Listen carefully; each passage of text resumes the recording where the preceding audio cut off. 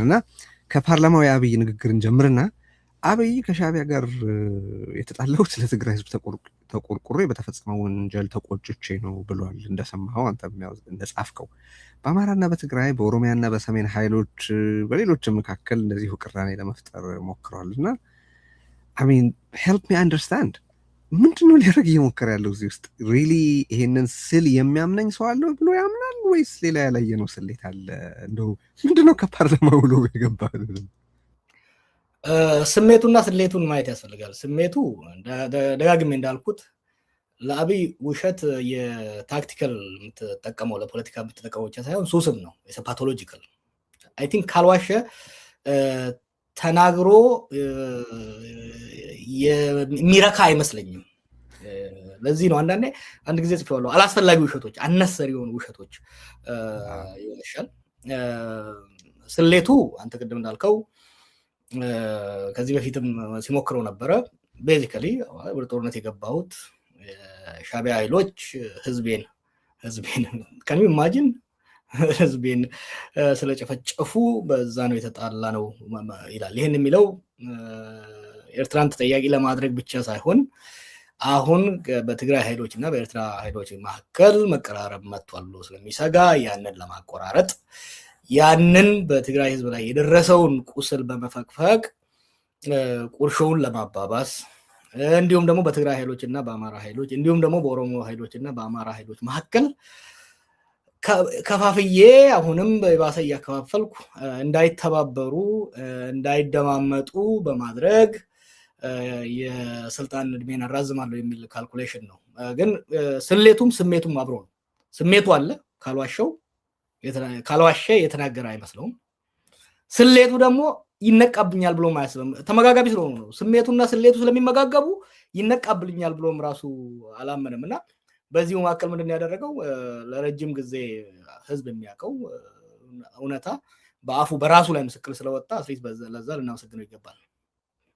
ግን ከፓርላማ ውሎ በአጠቃላይ የገባህ ምንድን ነው ያገኘኸው ነገር? በጣም ነርቨስ ነው።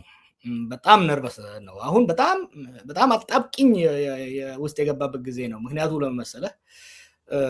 አብይ ገና ወደ ስልጣን ከመጣ ጀምሮ በደንብ አንድ የረዳው የውጭ ድጋፍ ነው። የውጭ ድጋፍ፣ የኤምሬት ድጋፍ አብይ ስልጣን ኮንሶሊዴት ለማድረግ በሚያደርገው ስራ ውስጥ ከፍተኛ ሚና ነው ያደረጉለት። ከፍተኛ የወታደራዊ ድጋፍ፣ የፋይናንሻል ድጋፍ ኢንጀክት ሲያደርጉለት ነበር። ኤምሬት ይሄንን ድጋፍ ስታደርግለት ሃይ ባይ አልነበረም። የሚጻረራት የሚፎካከራት የውጭ ኃይል አልነበረም። ብቻዋን ነበር የምታደርገው። ለምሳሌ ራሽያ ብትሆን ስትሰጥ የነበረችው አሜሪካኖቹ ይቆጡ ነበር። ቻይና ብትሆን አሜሪካኖቹ ደግሞ ሌላውን ይደግፉ ነበር። ያልነበረም ብቻዋን ነበር ስታደርግ የነበረችው። ባለፈው 2 ወር ግን ምን ተፈጠረ?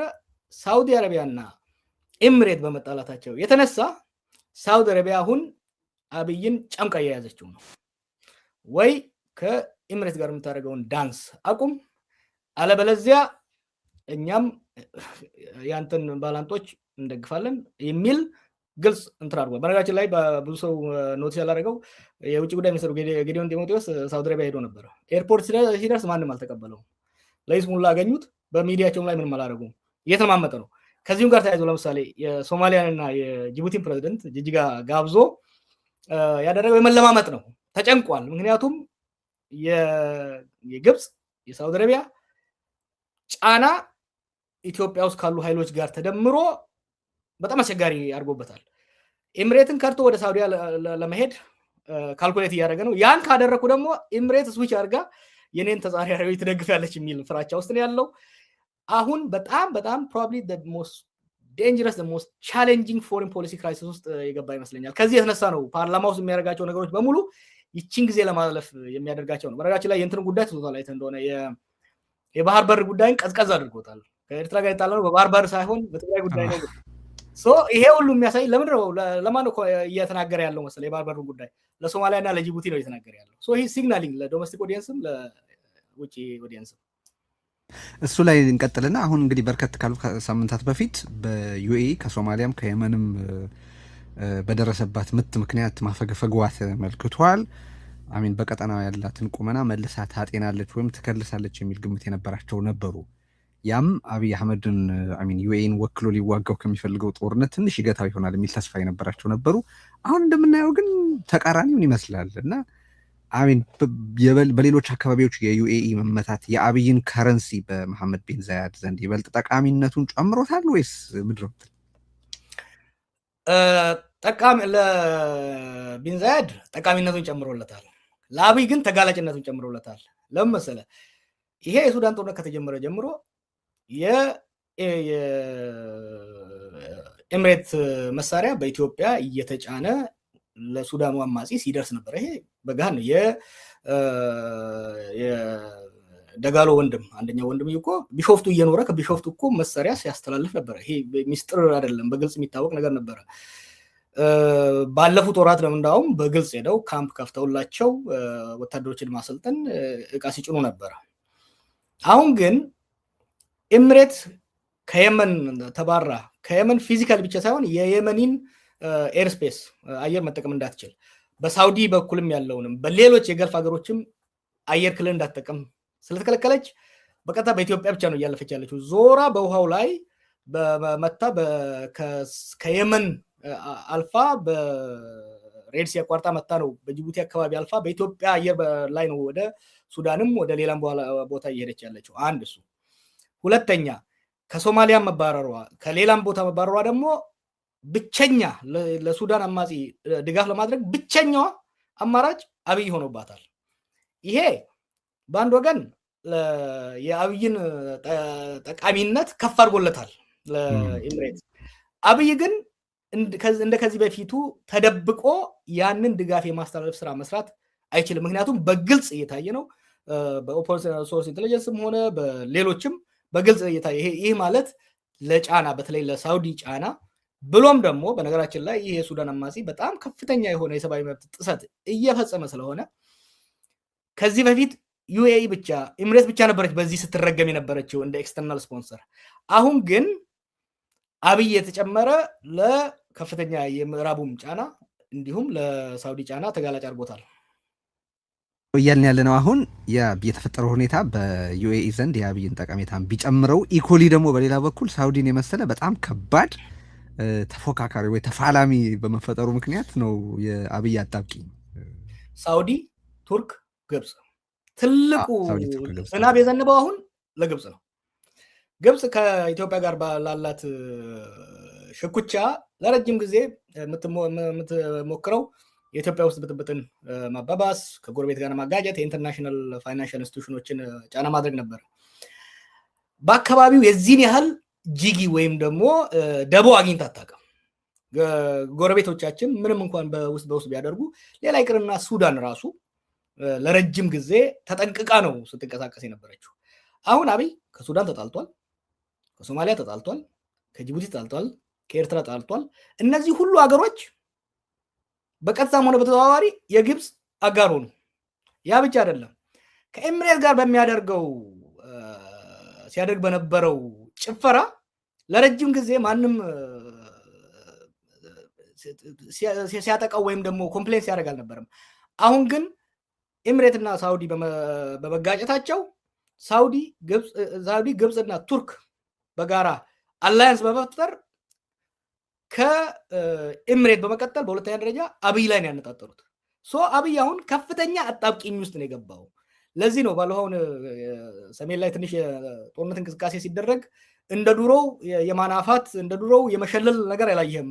የመፍራት የመርበትበት ዜና ያለመስራት እና ጣት የመቀሰር ነገሮችን ነው እንጂ በለው ጣለው ድፋው የሚል ነገር ያልሰመረው እንደው በአሁኑ ወቅት ወደ ጦርነት ለመግባትም ከጦርነት ለማፈግፈግም ከጦርነት እንዳያፈገፍግ ኤምሬትን ሊያጣ ሆነ። ወደ ጦርነት እንዳይቀጥል ከሳውዲ እና ከሌሎች ጋር ሊጋጭ ሆነ። አስቸጋሪ ጊዜ ውስጥ ነው ያለው።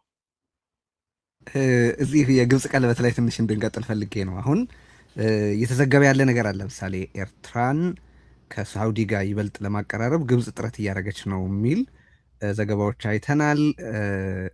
ይሄ እንግዲህ ግብጾቹ ያላቸውን የሀብት እጥረት አጀንዳቸውን ለማስፈጸም በሳውዲ በኩል ማድረግ ይፈልጋሉ። ሳውዲም እዚህ ውስጥ ኢንትረስትድ ናት የሚል ነገር እያነበብን ነው። ኤርትራ ኤፌክቲቭሊ አሁን ቀደም ሲል በጠቀስከው የሳውዲ የግብፅና የቱርክ ስብስብ ውስጥ እንደ ጠቃሚ አጋር እየታየች መሆኑ ግልጽ ነው። ጅቡቲ አለች፣ ይታወቃል ከግብፅ ጋር ያላት ግንኙነት። ሶማሊያ አለች፣ ሱዳን አለች።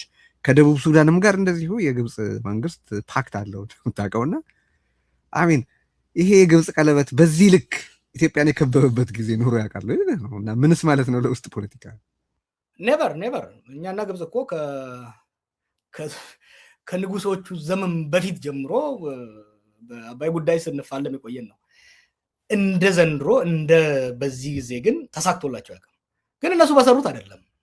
ቀለበቱን እኛን የሰራንላቸው፣ ቀለበቱን አብይን የሰራላቸው ሙሉ በሙሉ አብይን የሰራላቸው። የነሱ ኢንፋክት ግብፅ ሬላቲቭሊ ደካማ ነች። አሁን ኢኮኖሚ ቀውስ አለባቸው፣ ብዙ ችግር አለባቸው።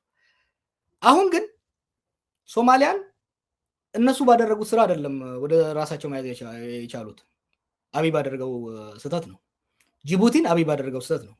ኤርትራንስ ቢሆን አሁን ኤርትራን በተለይ ሳውዲ አረቢያ ከኤርትራ ጋር የምትቆመው ኤርትራ ጅጊ ስለጠራቻት አይደለም፣ ወይ ደግሞ ለኢሚሬት ብላ ብቻ አይደለም። ይሄንን ወደብ የአሰብን ወደብ አብይ ካልያዝኩ ብሎ የሚሄደው ለራሱ ለኢትዮጵያ አስቦ ሳይሆን ለኢሚሬት በእጅ አዙር ለመቆጣጠር ነው። ኢሚሬት በዚህኛው ሳይድ ያለው ቀይ ባህር ላይ የበላይነት ለመቆጣጠርና የሀገር ማፍረስ ቀውስ ለማስቀጠል ትፈልጋለች። ስለዚህ ሞተን እንገኛለን እንጂ ጅቡቲንም ሆነ የሶማሌ ወደቦችንም ሆነ የኤርትራን ወደቦች ኢሚሬት መያዝ የለባትም። ያንን ወደብ ደግሞ ለመያዝ እየተጠቀመች ያለችው የአብይ እጅ ነው። ስለዚህ የአብይ እጅ እንዳይዝ ከኤርትራ ጎን መቆም አለብን የሚል ካልኩሌሽን አላቸው። ሪሜምበር ሳውዲዎች ዲፕሎማቲካሊ ከግብፅ ጋር ይቆማሉ በናይል ጉዳይ ለረጅም ጊዜ፣ ግን ካላቸው ሌላ የኢንትረስት አጋርነት እንጂ ከኛ ጋር ጸብ አልነበራቸውም። ሳውዲዎች ከኛ ጋር ጸብ አልነበራቸውም።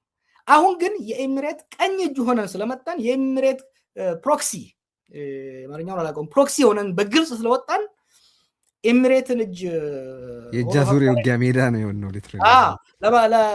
የኢሚሬትን እጅ ለማቋረጥ የአብይን እጅ መቁረጥ ግዴታ ነው ብለው ነው እየሄዱ ያሉት። እና ይሄ ከጎን ቁጭ ብላ ስታይ የነበረችውን ግብፅን ትልቋን ሳውዲ አረቢያን ሰጣት። ጎረቤቶቻችንን በሙሉ ደግሞ ከጎኗ እንድትሰለፍ አደረገ። ቤዚካሊ ኢትዮጵያን በጠላት የመክበብ የሙሉ ጊዜ ስራ ነው የያዘው አብይ ማለት የሚቻል ይመስለኛል። በዚህ አኳያ አሁን ይሄንን ሁሉ እንያዝና እንግዲህ መሬት ላይ ያለውን ሁኔታ እንመልከት። ወደ ሀገር ውስጥም ወደ ውጭም እየሄድን ስለምናነሳ የሱዳንንም ነገር በጣም እንድናነሳው ፈልጋለሁኝ በተወሰነ ደረጃ። ግን አሁን የእናንተ ይህንን ውይይት በምናደርግበት ወቅት በትግራይ ዙሪያ ከፍተኛ ወታደራዊ እንቅስቃሴ እየተካሄደ ስለመሆኑ እየተነገረ ነው። ማለት ወታደሮች እየተንቀሳቀሱ የጦር ቁሳቁሶች ወደ ትግራይ ወደ አካባቢ እየተንቀሳቀሱ ነው። ሰሞኑን አገዛዙ ደግሞ ህወሓትና ሻዕቢያን የሚያወግዙ ሰልፎች በተለያዩ ቦታዎች እንዲካሄዱ አድርገዋል። አዲስ አበባ ላይ ትግራይ ተወላጆችን እያሰረ ነው። ተረፈ ያው የሚዲያ ፕሮፓጋንዳውን የቅድመ ጦርነት ፕሮፓጋንዳ የምታውቀው ነው። በዛ ላይ ደግሞ በአማራ ክልል በሰሜን ሸዋ፣ በምዕራብ ወሎና በምስራቅ ጎጃም ስልክና ኢንተርኔት ዘግቶ እየተዋጋ ነው። ኦሮሚያም ላይ እንደዚሁ ስልክ ዘግቶ የሚዋጋባቸው በርካታ ወረዳዎች አሉ። አንደኛ is there any power logic here ማለት ይህን ሁሉ የሚያብራራና የሚያገናኝ። ሁለተኛ መረጃዎችና ትንተና የሚነግሩህ ምንድን ነው? ይሄ የተሰጋው አውዳሚ ጦርነት ምን ያክል ቅርብ ነው የሚለውን በተመለከተ ይኸውልህ ወደ ከተደፋሽ አይነት ነገር ነው የሆነው አብይ። አሁን ባለፈው ዛሬ ወር አካባቢ የጻፍኩት ነበረ። የአፍሪካ ቀንድ ሀገራት በተለይ ኢትዮጵያ ሉዓላዊነቷን አሳልፋ ሸጣለች ለኢሚሬትስ። አብይ በአሁን ባለው አቅምና ባለው ቁመና ከትግራይ ኃይሎችም ከኤርትራ ጋር የመዋጋት ቁመና የለውም፣ ፍላጎቱም የለውም። ነገር ግን ኢሚሬት ጦርነቱን ትፈልገዋለች። ለምን በለኝ፣ በሳውዲ ድጋፍ እና በሌሎች በቱርኮች ድጋፍ፣ በግብጾች ድጋፍ የሱዳን ጦር ኃይል በሳውት ኮርዶፋን ላይ እየገፋ እየመጣ ነው። ያንን ዲፍሌክት ለማድረግ ያንን ለማስቀየስ የሸማቂ ኃይሉ ወይ ደግሞ የአማጺ ኃይሉ የአርኤስኤፍ የሐመቲ ጦር ደግሞ ጫና መፍጠር መቻል አለበት በኢትዮጵያ ድንበር በብሉ ናይል አካባቢ በኢትዮጵያ ውስጥ የሰጠው ወታደሮች ጥቃት ከፍተዋል። ያ ብቻ በቂ አይደለም። የአርኤስኤፍን ጦር ለማትረፍ ወይም ደግሞ የበላይነት እንዲይዝ ለማስቻል ሱዳን ውስጥ እየተንቀሳቀሱ ያሉ ከዚህ በፊት አይ ቲንክ አርሚ 70 ነው የሚባሉ መሰለኝ የህወሓት ተዋጊዎች አሉ።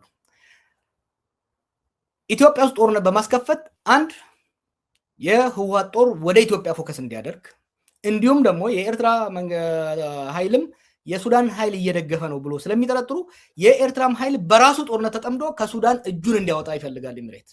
ሶ ኤምሬት አብይ እንደምንም አድርጎ ሰሜን ኢትዮጵያ ላይ ጦርነት እንዲጀምር እየገፋቸው ነው። ይሄ ላለፉት ወራት እየገፉ ነበረ፣ ሪዚስት እያደረገ ኳሷን እያንደባለ ነበር። አሁን ግን አርኤስኤፍ ከፍተኛ ጫና ውስጥ እየገባ ስለሆነ በተለይ ደግሞ ሳውዲ ኃይሏን ጨምራ ከመጣች ወዲህ የሱዳኑ አማጺ ከፍተኛ ጫና ስር ስለገባ ያንን ጫና ለማቃለል የግድ ኢትዮጵያ ውስጥ ጦርነት መጀመር አለባቸው። ምን አሁን ቅድም መጨረሻ ላይ ስላነሳው ልምጣለ። ለምንድን ነው ሰሜን ሸዋ የአማራ ክልል ሰሜን ሸዋ፣ ኦሮሚያ ሰሜን ሸዋ፣ ወሎ ላይ ሰሞኑን ኢንተርኔት አጥፍቶ ከፍተኛ የአየር ድብደባ እየተካሄደ ያለው? ሰላሌ ላይ፣ ምዕራብ ሸዋ ላይ፣ ደቡብ ምዕራብ ሸዋ ላይ በኦሮሚያ ውስጥ ይሄ እየተደረገ ያለው ማለት ነው። የላኛውን ጦርነት ከትግራይ ኃይሎች እና ከኤርትራ ጋር ጦርነት ከገባው አዲስ አበባ ቅርብ ያሉት አማጽያኖች ጫና እንዳይፈጥሩበት አስቀድሞ የማዳከምና የማቃለል ስራ ነው እያደረገ ያለው። ብዙ አሁን በስፋት በዲፕሎማቶች ወገን እየተወራ ያለው ከአፍሪካ ዩኒየን ስብሰባ ከሳምንት በኋላ ያ ከተጠናቀቀ በኋላ ወደ ጦርነት እንገባለን የሚል ነገር ነው እየተናገሩ ያሉት የአብይ መልእክተኞች ማለት ነው። እና አሁን የምታየው አብይ ሳይወደው በአዛዦቹና በአሽከርካሪዎቹ የኤምሬት ሰዎች ተገፍቶ ወደ ጦርነት እየገባ መሆኑን የምናየው።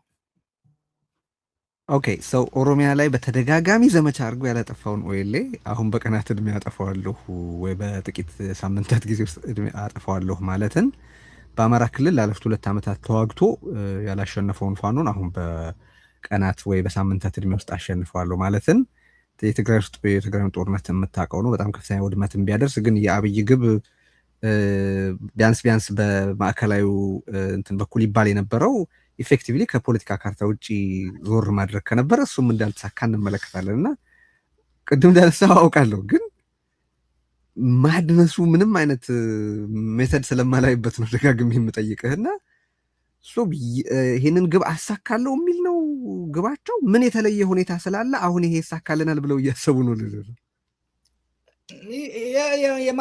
ይሳካል ጀነራሎቹ ይሳካል ብለው አያምኑም።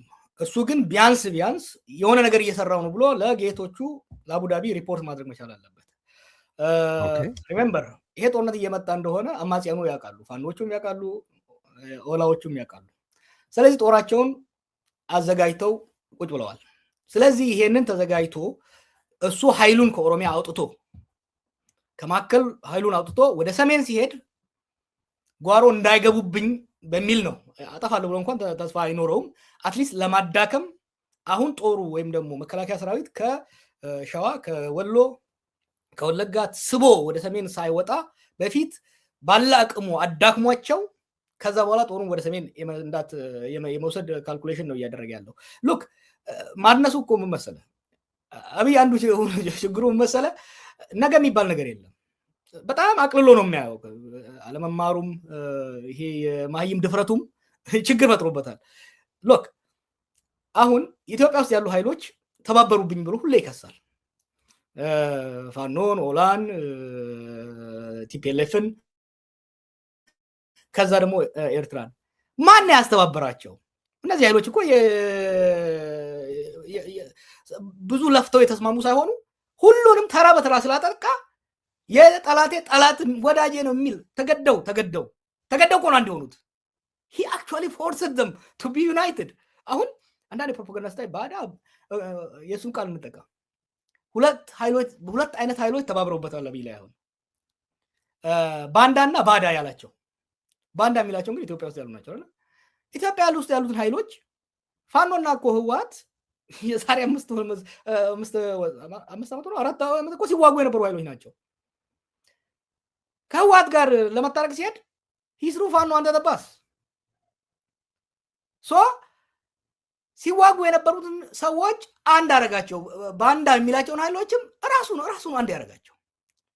ኤርትራንም አንድ ላይ አድርገው ኤርትራ እንኳን እንደ ውጭ መላየው ባዳ የሚላቸውን ቅድም እንዳልኩ ሱዳንን ራሱ፣ ሶማሌን ራሱ፣ ጅቡቲን ራሱ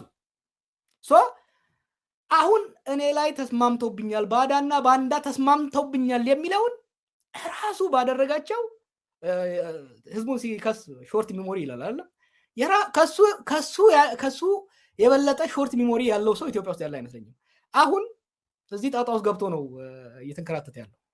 ባዳና ባንዳ ሲል እንግዲህ ራሱን ፊት የሚያደርጉት ቃላት ካልሆነ በስተቀር በሱ ልክ የኢትዮጵያን ብሔራዊ ጥቅም የሸጠም ምን መኖሩን እርግጠኛ አይደለሁም እውነት ለመናገር እና በዚህ ልክ የገዛ ራሱን አገር የጠላት ሀገር ይመስል ብሪክ ባይ ብሪክ የሚያፈርስ መሆኑን ስናይ ባዳና ባንዳ የሚለው ስም ለሱ ብቻ ነው ኦር ለሱ ነው በትክክል ፊት የሚያደርገው ነው ብዬ የማስበው። እና ኦሮሚያ ላይ ስላለ ሁኔታ እስቲ እናውራ። ማለት ብዙ ጊዜ ከግምት ፖለቲካዊ፣ ወታደራዊ ወይም የሰብአዊ መብት ጥሰቶችን በተመለከተ ሲነሳ በኦሮሚያ ውስጥ የሚፈጸመው በጣም ሰፊ የሰብአዊ መብት ጥሰት አይነገርም።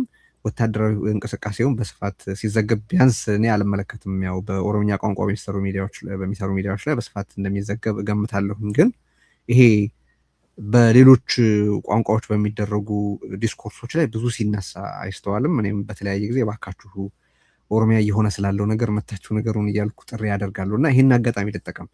ኦሮሚያ ስላለው ፖለቲካዊ ሁኔታ፣ ወታደራዊ ሁኔታና በተለያየ ጊዜ የገለጽከውም ቢሆን የሰብአዊ መብት ጥሰቱ ስለቀጠለ ያንን በተመለከተ የፖለቲካ ምህዳሩን፣ ኢኮኖሚውን፣ ወታደራዊ ሁኔታውንና የሰብአዊ መብት ጥሰቱን በተመለከተ እስቲ ንገረን። ኦሮሚያ ምን እየሆነ ነው አሁን?